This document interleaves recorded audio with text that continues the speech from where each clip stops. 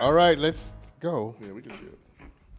Hey, everybody, welcome to another exciting episode of McMillan and Morrow.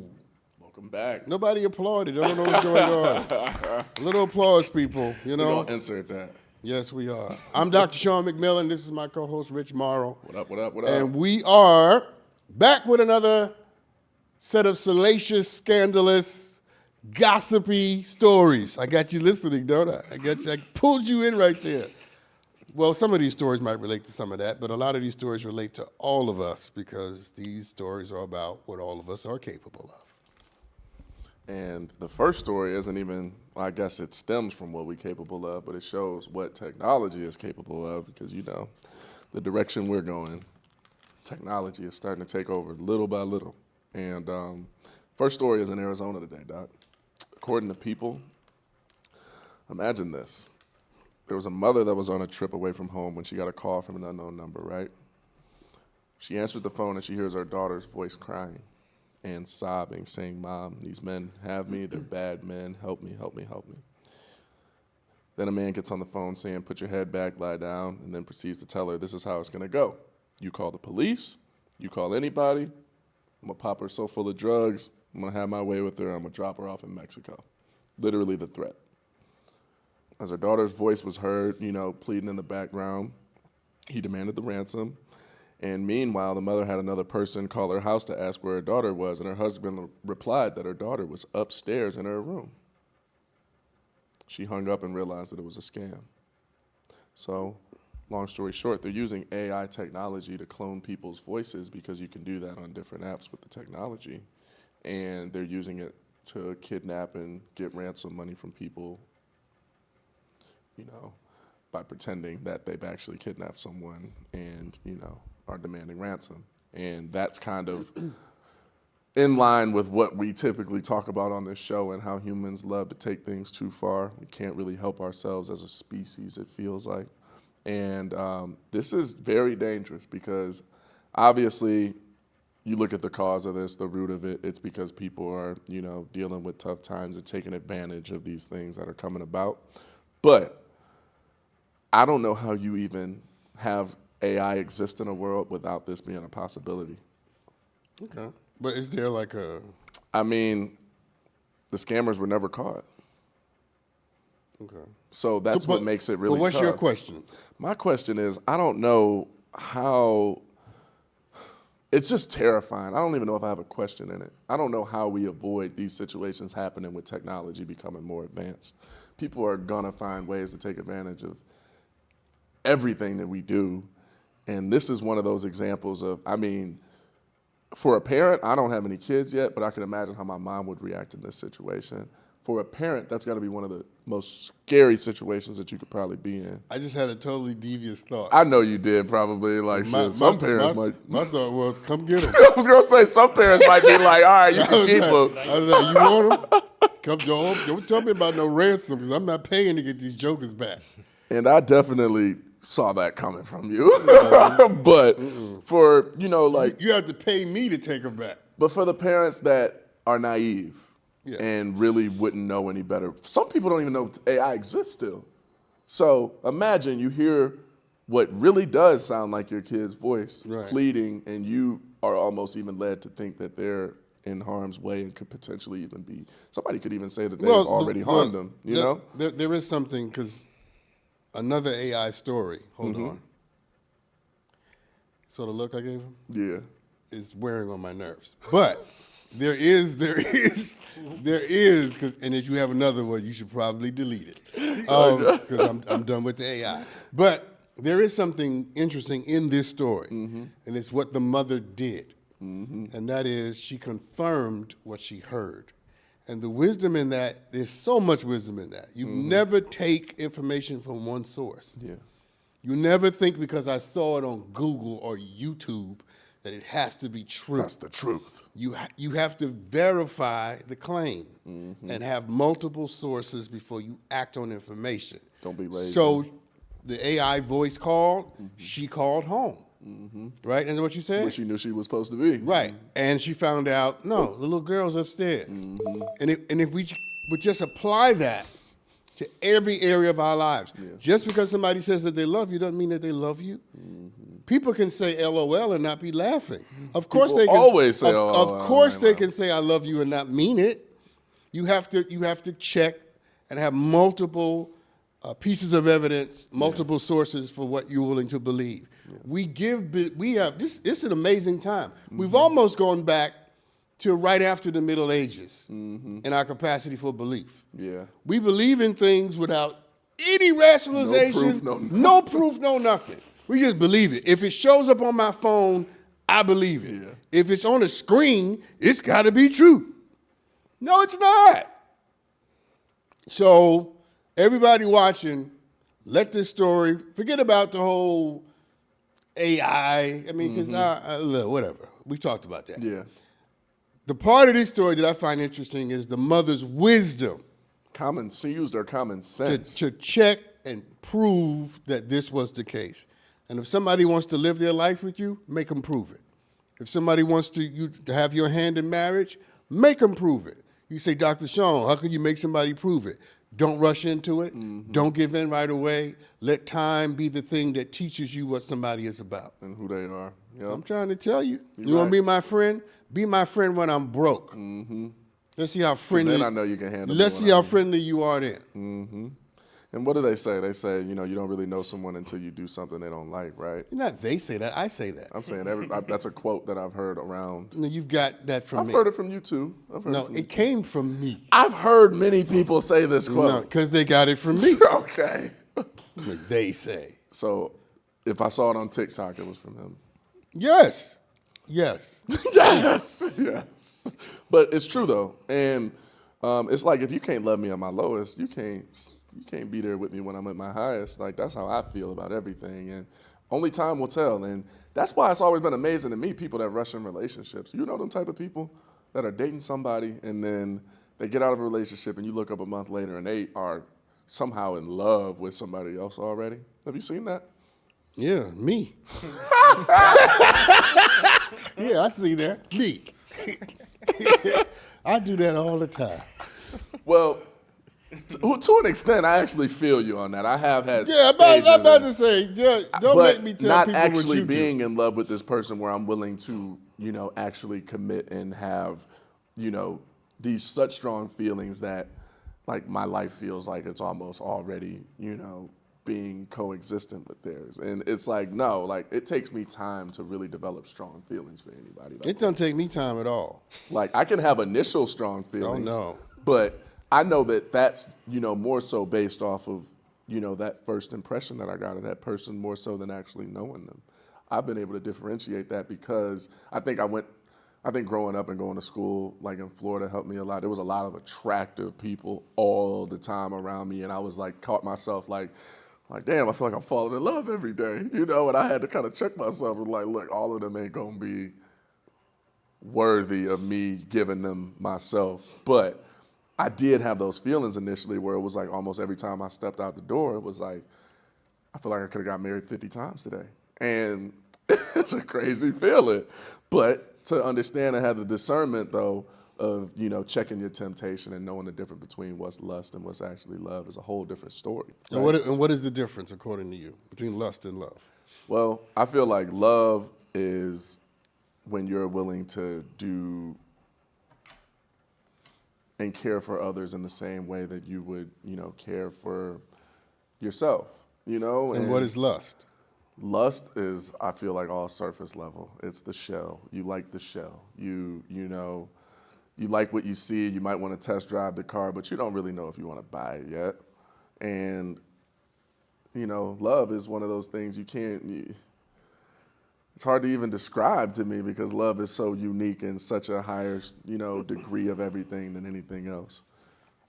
How do you describe love personally? I'm curious to know your definition. Well, it's actually, it's a very simple formula, very simple formula. Lust is I want you. Mm-hmm. Love is I've decided you have something that I cannot live without. Okay, I'm glad you didn't say need because I know you weren't going to say that. No. Yeah. Well. But there are people that are in love to a point where they, whether it's true or not is totally up for debate, but you see when people venture into the feeling of that they need someone, you know. And I've even had. Well, there's nothing. But I'm pushing back, and that's why you got the reaction from me that you got. There's nothing wrong with needing someone. We all need someone. Let's not be crazy. We're talking about in that romantic capacity. And in that romantic capacity, there's nothing wrong with needing someone. Okay. Or needing. You're that. a hopeless romantic. Absolutely, but you didn't even remotely try to question that. No, because there's nothing wrong with that. I love it. It becomes a problem. Yeah. When your entire identity is built around your connection to the person. It's rooted in that. I may need you, but I'm not defined by you. Those are two very different things. I need your joy. I need your spirit. I need your sex. You know, all that.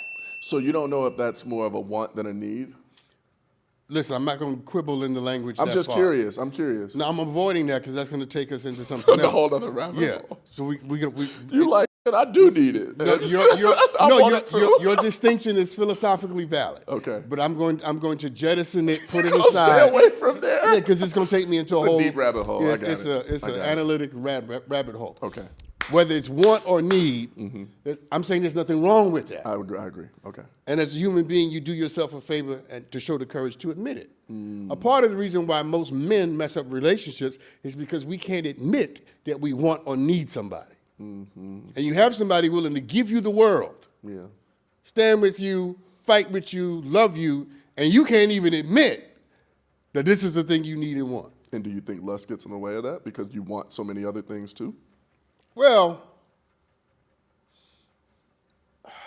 yes and no. It feels like a double-edged sword, don't it? Yes and no. And I'm saying yes and no because lust is not problematic of itself. There's nothing wrong with desire. It's a good thing. Yeah. But when pleasure becomes the principal aim and the focus, then that person, for various reasons, is engaging not in relationship, but in sort of a selfish self-fulfillment. It's more of a relationship with the lust than it is with the person. Not with the person. Yeah. Your relationship is with pleasure. And I'm saying, let me just say something. That's profound, by the way, too. That's going to go over a lot of people's heads, I feel like. Well, maybe. But maybe not, because you people are smart. I'm saying, and some people may disagree with this, there's nothing wrong with that. Yeah. If your relationship is with pleasure, and you like pleasure, you're not really into the day-to-day sort of person thing, then my thing is just be honest. Yeah, that's all it is. Just tell people, you got to be honest with yourself first before you're going to be able to be honest with other people. A lot of people aren't honest with themselves about that. That too. But whatever the process of honesty is, have it, and just tell people, look, I'm just here to make your eyes roll up Here in the for back a good of your time, head. not a long time. Yeah, and you'd be surprised at how many people who also Be on into the same thing, as opposed to lying to somebody, making somebody believe we're gonna have a relationship, when the truth of the matter is all we're gonna have is sex. Yeah. So then that brings me to the question: if you understand that so much, how do you think you became a hopeless romantic? Because I was left in a garbage can. You gonna let that be your story? No. But you feel like that's also it sounds facetious, but it's actually really, it's very true. I got you. When you've been rejected at a formidable stage of your life, and you know that story, then connection takes on a very different proposition and value to you. That makes sense. So abandonment produced in me the affirmation of love. So when I see it, I admire it. When I see people who can hold on to each other, I'm like, and never let go. Oh, it's amazing to me. Me too. Because I put a disproportionate value on it. And this goes about what we were talking about before. You can't understand the highest levels of anything without understanding some of the lowest levels of that adversely. So to know what real love is on that level, you have to somewhat know what the lack of that really is. And that could be grief, that could be pain, that could be a bunch of different things. Well, no, yes and no. Do you think that you can know what the extreme of one thing is without the other? There are many paths. But I'm asking, do you think it's possible? Of course, I just said it. There are many paths to love. I don't think you have to not have it to know it. Okay. Some people can grow up in wonderful families Absolutely. With parents that love them and siblings, and they turn into wonderful people Wonderful that people love because they don't know they've any been different. surrounded by it. I agree. Whereas someone like me, right? I didn't have that. Yeah. But I still arrived at the same place. You did. Because there are many paths to the same place. Yeah. Some come by pain, some come by joy. Some come by wholeness, some get there because they were broken. So, question. Love, obviously, subjective term to a lot of people. Love means something different to everybody. Do you feel that the love that you developed coming from the path that you came is actually the same love that somebody who doesn't know what the adverse feeling of that really feels like? Because you appreciate that love in a different way now. Right. Because you know what it's like not to have it. To somebody that's always had it, I don't know if you can define them the same way because of the character traits that you develop along the way of getting there because of the path that you took, or if, their idea of love may be different because they've only seen it in one way. Well, you just said something that is actually very interesting, and that is the journey to love produces different things in different people. That's a very profound point, because love by way of suffering gives you a certain set of things. It's very different. And love by way of joy gives you something else. Just hearing the word joy makes me feel good. Now, I can't say which one is better. There's no... But what I can say is that each one of them comes to us because they best suit our journeys. I needed love by way of suffering to be this that sits in this chair. And other people may need love by way of joy. Yeah. Whereas your suffering could have destroyed somebody So else. we get what we need. Yeah. And I'm a fundamental believer that if you didn't have it, it's because you didn't need it. And instead of being mad about what you didn't get, just accept the fact that somebody knew that you could live without it. And you'll be all right. That is powerful. Whew. Whew. I'm supposed to go to a break, but I want to relish in that one for a second. I don't want to end this conversation. You will get so fired. good. You better go to break. All right. And they we can pay need these to pay bills. we need to pay our bills. So we'll be right back. Make sure that you tap into a Spotify, Apple Music, whatever you like listening and watching things on. We are there, and we will be right back. So you're going to start with the snooze one? Yeah. Okay. All right, start with that. Let me know when you're ready. I am ready.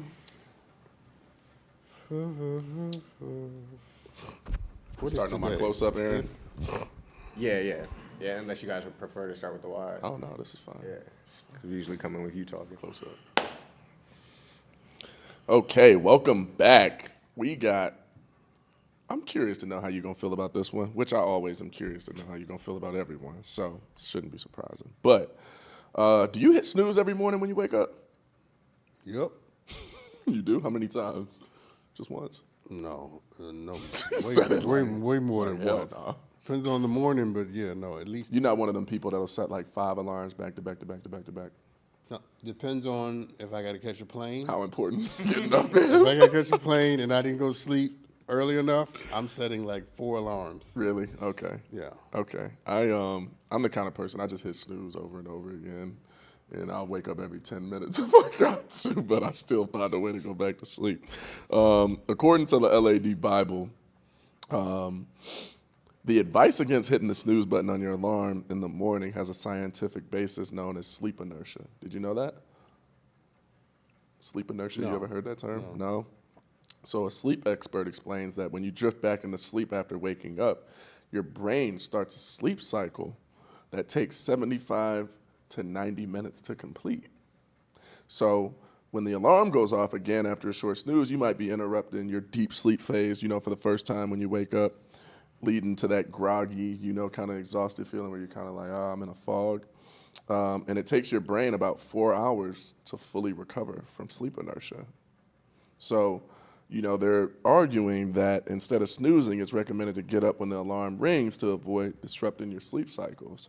Because, there's different phases of sleep that you go into, REM being the one where But getting up is interrupting my sleep. it's ending your sleep. Yeah. And, but they say that can help with the feeling. Do you ever feel groggy throughout your day, though? No. No? Okay, then you're probably getting enough sleep.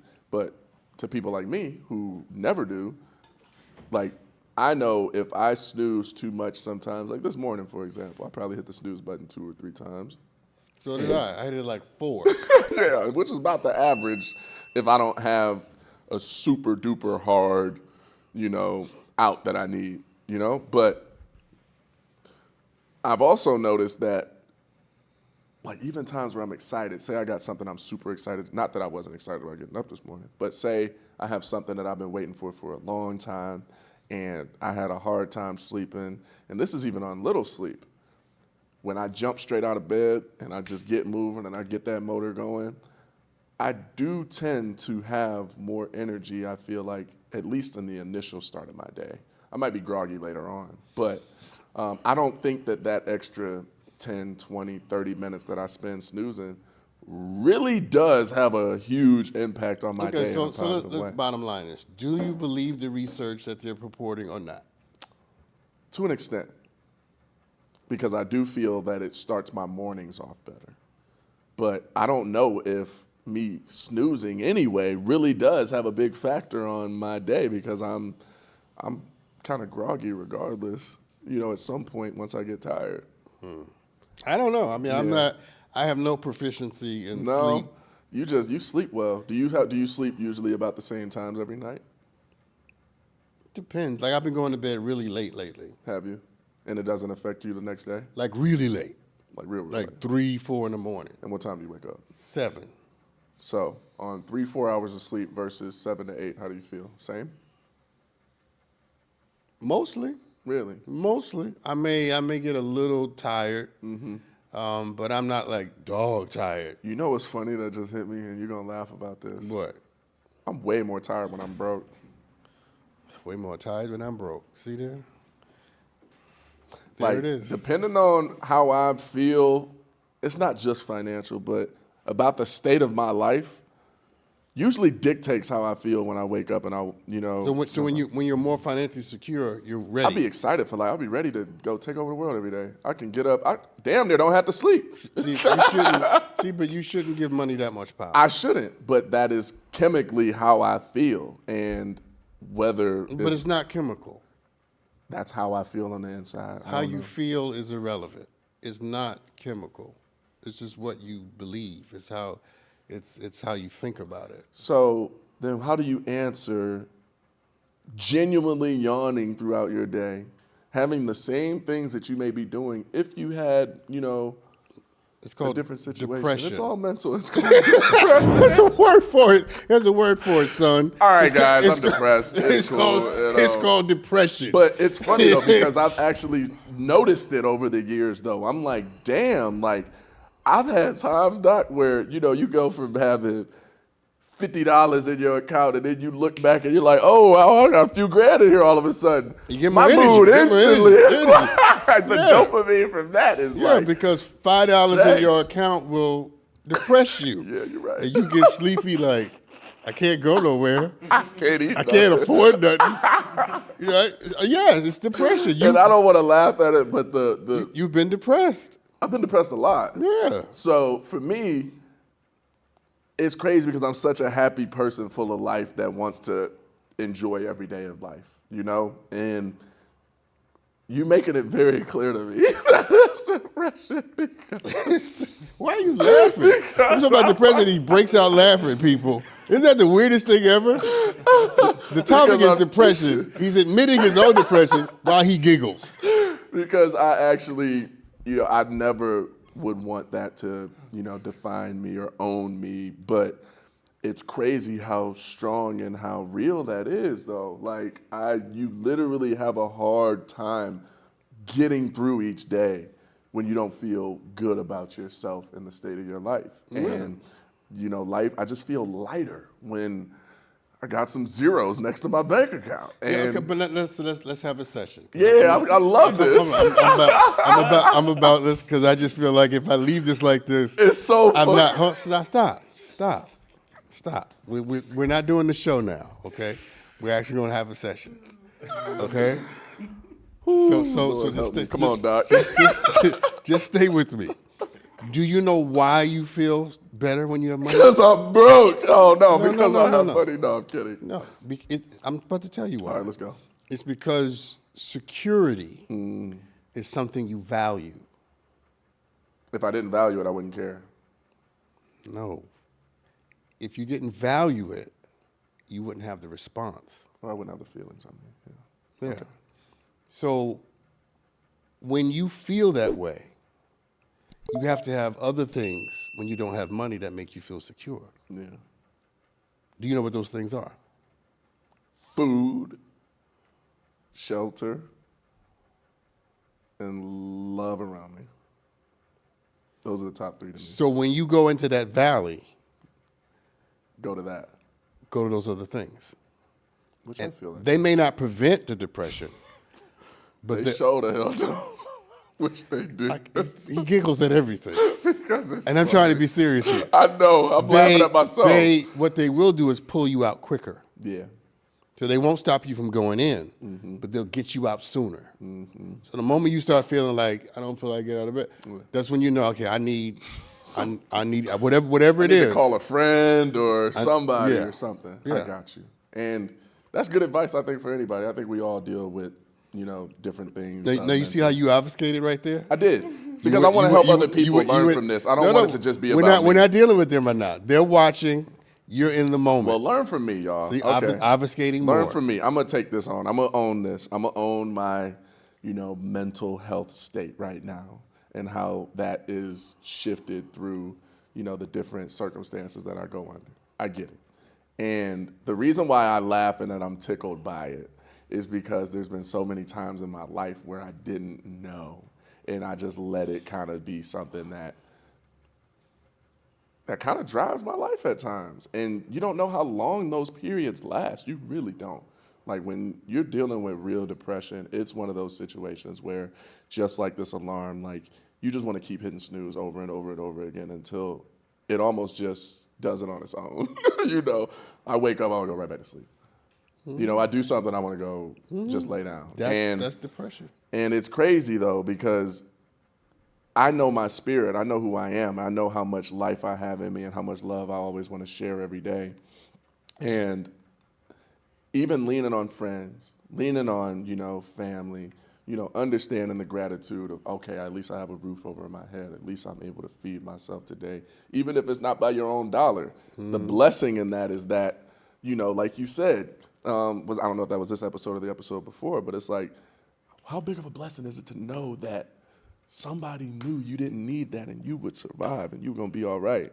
And I look at it now as, a building of character and all kinds of things. I got this quote that I started saying recently. You can't be the main character without a story to tell. And, that goes in so many different ways because a lot of people want the end results of success and things like we talk about without having the journey. But stop for a second, because you're losing me. No, I get it. Let's bring this back to you. I get it. And this is about me still. Let me finish Go ahead. my sentence. Go ahead. Okay? Go ahead. Because where I'm going with this ultimately is you put too much value on security. Who don't want to be safe? Not finish my statement. Okay, go ahead. Too much value on it. And it becomes too valuable if the loss of it will throw you into depression. The way you manage it is to say, we had this conversation before, the difference between being uncomfortable And desperate. and being we said being desperate, but being in danger is what I want to use today. Okay. So when you lose security, you have to ask yourself, am I in danger or am I just uncomfortable? When you're in the state, that's a very tough question to answer. Of course it is, but that's if it was easy, everybody But would do it. I'm wondering though, I'm only saying that because in those situations, how can we make the answer easy? I'm going to help you if you let me finish. Okay, go All ahead. right. Okay, go ahead. When you're in those situations, are you butt naked? Sometimes maybe. Are you homeless? I have been. You can't help somebody, folks, who don't want help. I do. Let's try it again. I get that this is just for me, but First, stop being flippant. I'm not. You are. Stop being flippant. Stop being flippant. So when you're in those situations, you are not butt-ass naked. You are not homeless. Okay. You are not starving to the place where you die. That's not where you are. Yeah, I haven't died yet. You are at risk, Yeah. but you are not at danger. Yeah, okay. And that is the difference between not allowing the loss of security to drive you into a depression that just throws your life out of whack. See, look, I've been broker than you. Have you? No, I'm kidding. No. Yeah. Yes, I have. Yeah. I've been broker than you Okay. with a lot less to work with. The difference is I don't value security. Yeah. So the loss of it doesn't throw me into craziness. Yeah. You know what I'm saying? So other things will, but not that. So my point is only when you have a different relationship with security, you'll respond to it differently when you lose it. You're right. Anything, the loss of that thing interrupts your life where you just lose your equilibrium. You have too much of an attachment to it. Yeah, you're right. And that's actually a good way. And I feel like you saying the too much of an attachment to it is really what it is. And I think that me personally, because I'm going to stop generalizing this, even though I want to help everybody else out there learn from this, I'm not going to generalize it. I'm going to say, me personally, something along the course of my life has made me value security more than I feel like maybe other people do as much.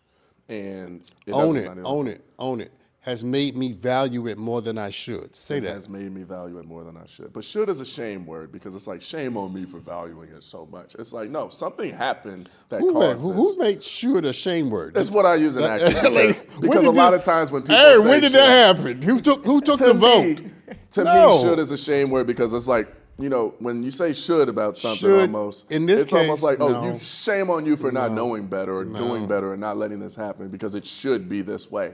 No, that's how when I hear the word should, it almost has shame attached to it to me because the only times that I've ever used it is when I'm almost feeling that way. But I don't know if that's necessarily the case. That's just how I feel. No, it's just about being accountable for what we feel and how that's creating what's happening to us. So it's not a should based off of someone else. It's a should based off of yourself, your own opinion. So if I have a greater attachment to security than I should, it doesn't mean that I should be ashamed of that. It means that I'm owning the fact that I'm the one that is valuing this too much. Yeah. Which means that what? I'm the one who can change it. Great. That's a great point. Boy, listen, if I was your counselor, I'd make you pay me a lot. No, I wouldn't, because I ain't got enough to pay you that much. Wear me out. But no, like it would take me 13 sessions to get them to stop giggling. Nah, it's gonna be more than that probably. That's part of me though. I laugh at even when I've been in those tough situations, the one thing I'm grateful for is that I've always been able to have the gift of laughter and joy and finding something humorous out of the situation. Even when I've been at my lowest, like you would be surprised.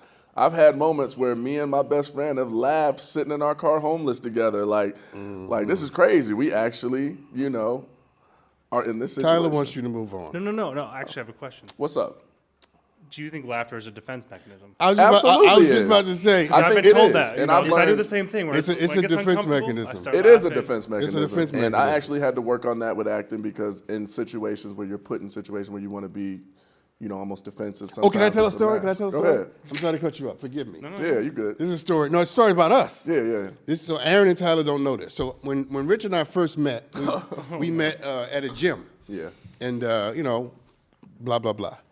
And we would have conversations. And he would just start laughing. So the first couple of times, I'm like, okay, well, he's just jolly, And then like 19 conversations in, we're talking about something, he's just laughing. And to the point where I just said, what the hell are you always laughing at? Remember that? Yeah, I do remember. Remember that conversation? I do. I couldn't get it. Yeah. I was like, there's nothing funny in this moment. And that's when I learned what you just said, Tyler. I'm about to That it's tie a it on defense. it. That laughing is a defense mechanism for him. That he laughs when he's uncomfortable. And I laugh when I actually find something funny. I find a lot of things humor. I have a dark humor too. But Well, that too. yeah, at the same time, And so do you, by the I way. laugh at yeah. things I should not. But all that's the the time. thing I've started to learn through my practice with, acting in the craft was, okay, I saw it in other people before I realized it in myself when my coach was telling me. I was like, wow, this person laughs every time they're uncomfortable. She goes, you do the same thing. And I'm like, okay, because I laughed so much, I didn't realize when those times actually were. Okay, Yeah. So Aaron, what do you do when you're uncomfortable? Are you aware, self-aware? Yeah. What do you I feel do? like I'm aware of it. Probably, I guess I manage the situation. Manage what the situation is that's making me uncomfortable. I mean, sometimes I might speak up about it, or sometimes it might just make me be quiet or something. No, what I'm asking is, I'm asking a slightly different question. I'm asking because Is there a behavior? Yeah, is there a behavior that you sort of use to manage your I'm not sure discomfort? if I have one. I would have to ask somebody else who Yeah. watches. Some because people I don't scratch have- their head. Right. Some people may, Yeah. be, restless where they, are constantly moving. Their leg may be tapping. They Mm-hmm. may, there's a lot of different things that are telling signs of it.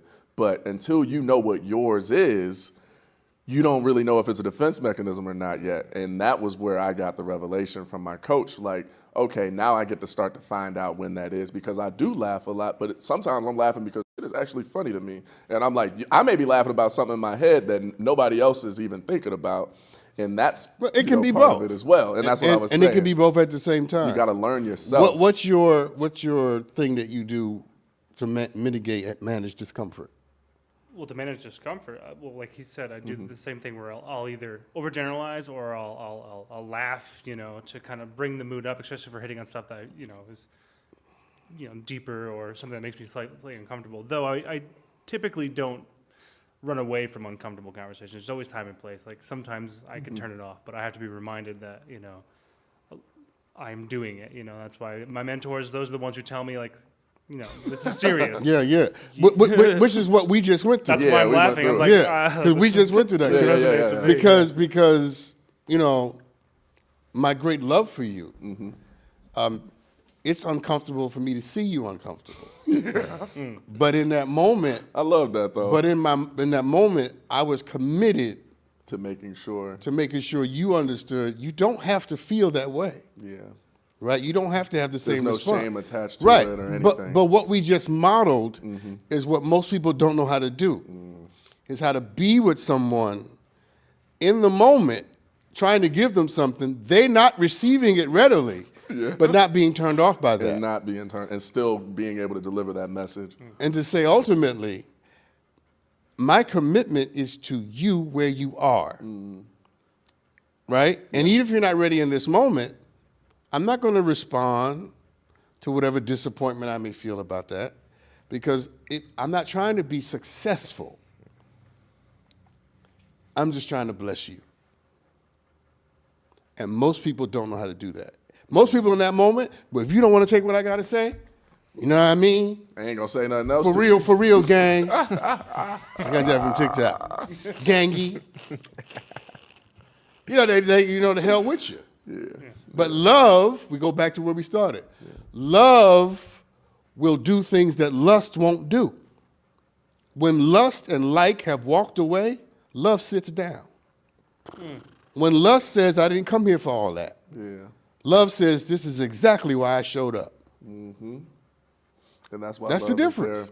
there. Yeah, through it all, the ups, the downs. That's everything. the difference. Love is willing to work, Love is constant. willing to sacrifice. Lust says, make my eyes roll up in the back of my head and make my toes curl So up. does that make lust conditional and love unconditional? Real love? And you're getting down in the weeds because I'm love, asking. love may not be love may not have conditions, but it always has reasons. You can never love nobody without a God doesn't love you without a reason. Love has to have reasons, because when the person's getting on your nerve, you need to tap into the reason. A reason is not a condition. A condition is you do this and I do that. If you don't do this, I won't do that. Yeah. That's a condition. A reason says I love you because. And if you have a because, you'll be all right. It's people who try to love people without a reason that get in trouble. Or the reasons are shallow. I love your big ass. I love your big breast. I love your big penis. Something. Yeah. That's not a sufficient reason. So that can't be what love is really doing. No. That sounds more like lust. No. But to say that I love you because your brightness saved me. Yeah. I love you because when you came into my life, you empowered me to see myself differently. Yeah, those are real. Listen, that's a reason. I love In the same way a parent says, I love you because your mama don't love you for no reason. If you were some other if you were Aaron, let me be nice to Aaron because I got in trouble for saying things. Aaron, we love you. But you know what I'm saying? If you were some random child, Yeah. it's because you're her child. You came out of her body. She has a reason. She carried me. She has a birthed me. reason. Yeah. And love in the presence of reasons tends to survive. And on that note, we gonna go to break.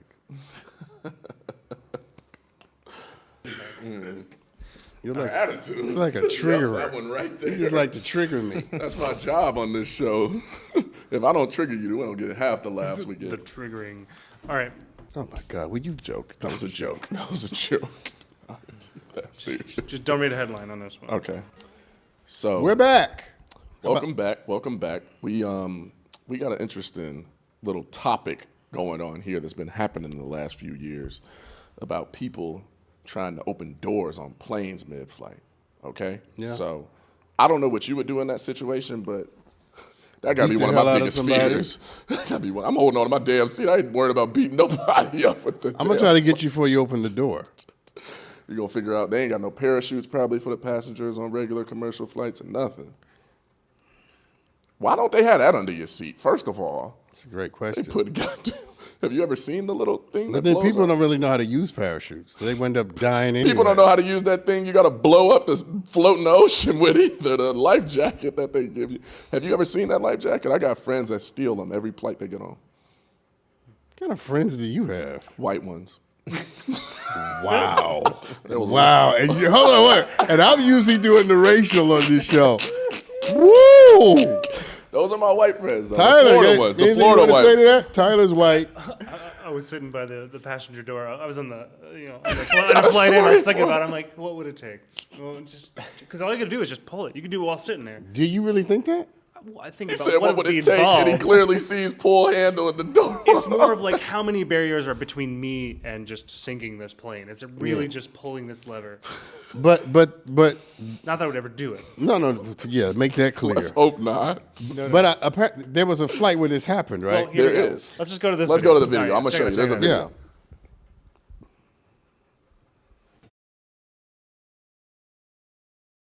So somebody pulled the Emergency exit. emergency exit, and they're flying with the damn door open. And they had to land the plane that way with the cabin pressure and everything. Can you imagine sitting in that row?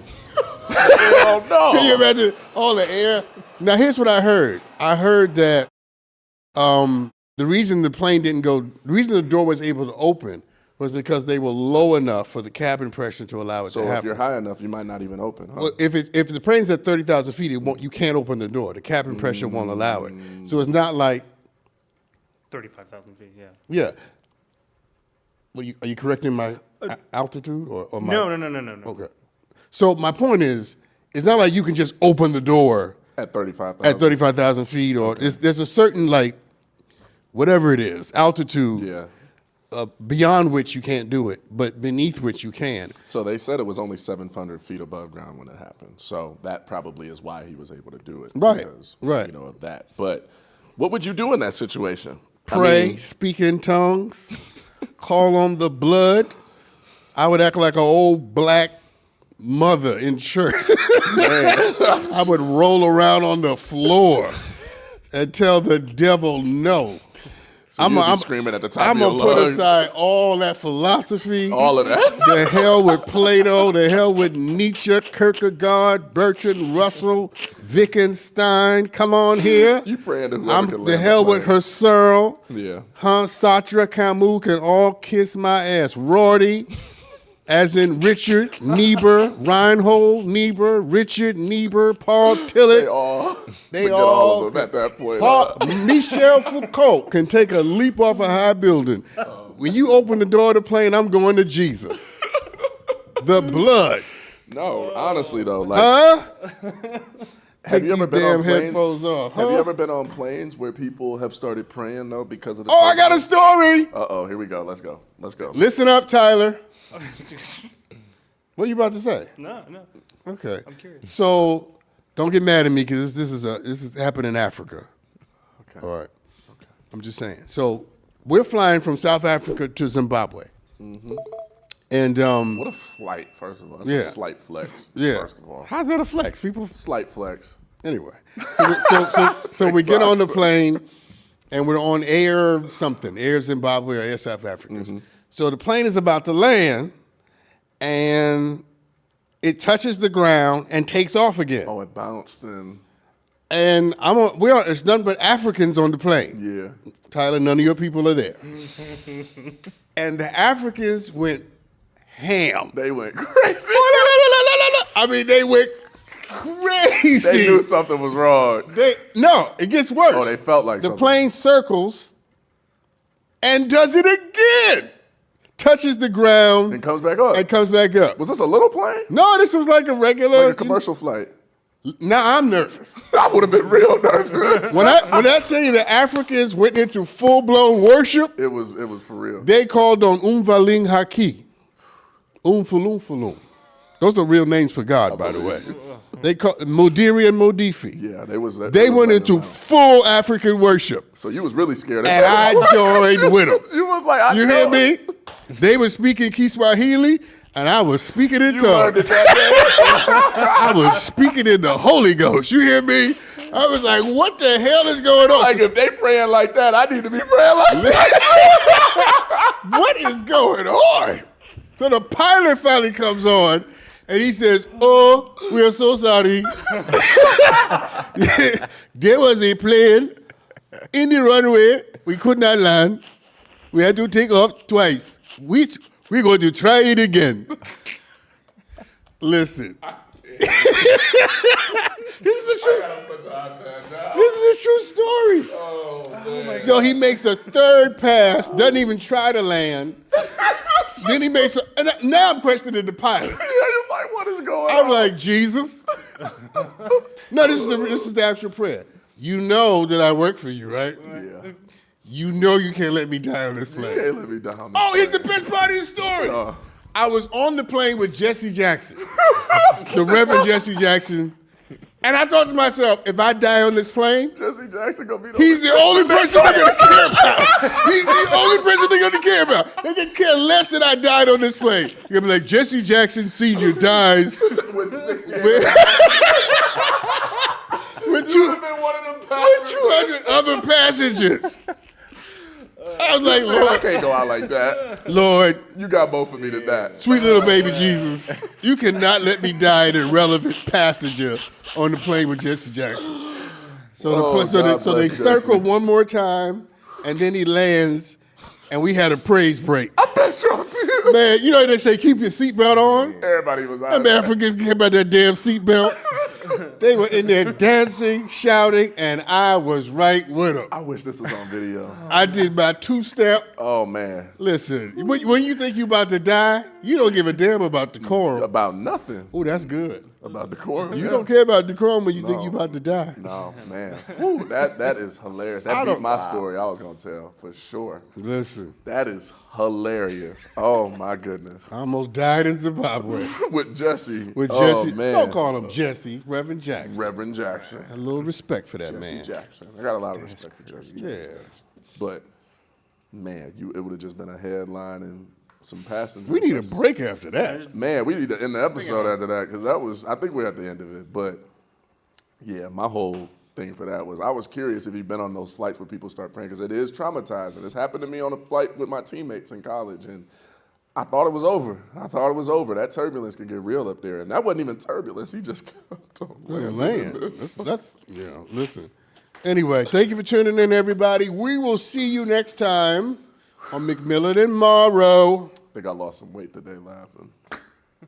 Man. Make sure you catch us on Spotify, Apple Music, all of the streaming platforms. You know, every Thursday we hear FOXSOUL. Yeah. See you next time, people. Until next time.